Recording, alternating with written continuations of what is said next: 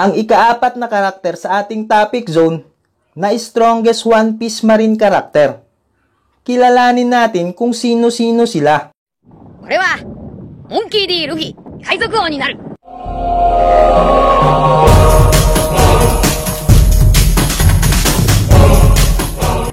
Yes mga katropa, kamusta? Welcome dito sa ating YouTube channel, Anime Katropa po. Please paki-subscribe na rin at pindutin ang notification bell para ma-update kayo sa mga bagong video natin. Maligayang pagbabalik muli dito sa mundo ng One Piece mga katropa. Sa video na ito ay pag-uusapan natin ang mga malalakas na marine sa serye ng One Piece.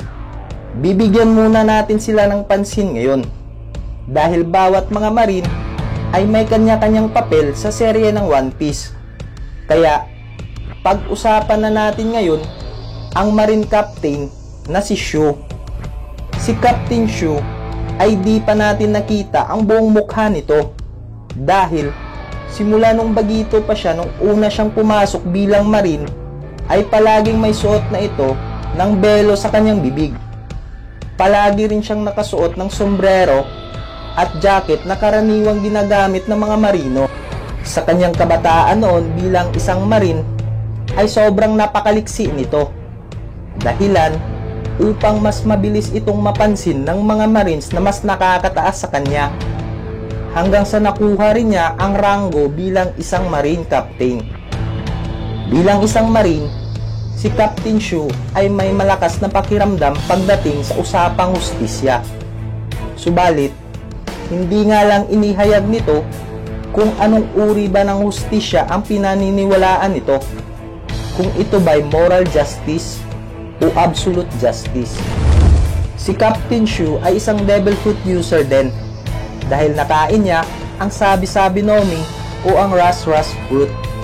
Ito'y uri ng paramecia type of devil fruit na kung saan binibigyan siya ng kapangyarihan upang maging kalawang ang lahat ng klaseng metal na mahahawakan niya. Depende sa gusto niya. Kaya sa pamamagitan ng kanyang devil fruit ay ginagamit niya ito sa mga nakakalaban niya bilang pangdepensa o pang-opensa. Kaya't hindi basta-basta ang kapangyarihan na ito dahil kahit anong klaseng metal man ito ay nagagawa niyang pakalawangin hanggang sa malusaw ito. Kahit pa man ito'y isang armas, sandata o kahit na espada pa man ito.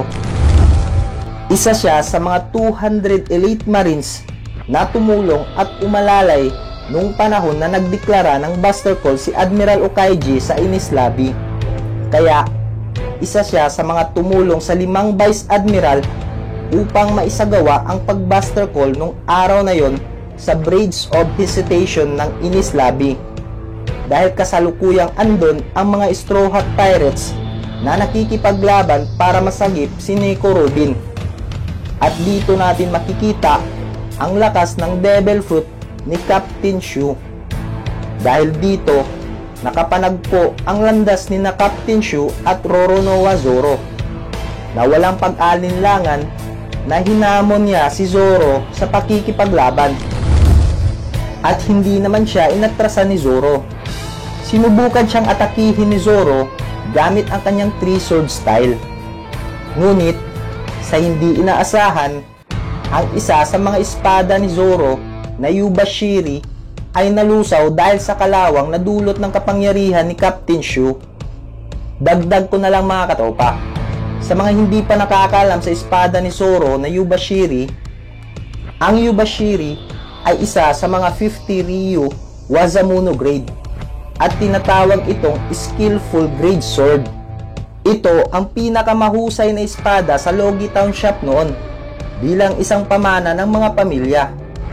Ang Yubashiri ay nakuha ni Zoro matapos ibigay ng libre sa kanya ni Ipon Matsu. Dahil nakita ni Ipon Matsu ang husay at katapangan ni Zoro laban sa sumpa ng Sandai Kititsu. Pagkatapos malusaw ni Captain Shu ang Yubashiri ni Zoro, ay umatake muli si Zoro sa kanya. Ngunit, nahuli ni Captain Shu ang braso ni Zoro. At dito, napag-alaman natin na hindi lang pala mga metal na bagay ang kayang ipakalawang ni Captain Shu, kundi pati na rin ang loob at laman ng isang tao ay nakakaya niyang gawing kalawang. Nakita natin ito matapos na mahawakan niya ang braso ni Zoro at dahan-dahan niyang ginawang kalawang na dahilan upang tuluyan ng hindi makagalaw ng husto si Zoro. Sa pagkakataong ito, masasabi natin na pwede na talagang matuluyan at mawala si Zoro kung hindi kaagad naagapan dahil ang kalawang ang lulusaw sa buong katawan ni Zoro. Pero sa kabutihang palad ay natulungan agad ito ni Usopp matapos na hindi na malaya ni Captain Shu ang Firebird style na atake ni Usopp sa kanya na dahilan ng pagkawala ng malay ni Captain Shu.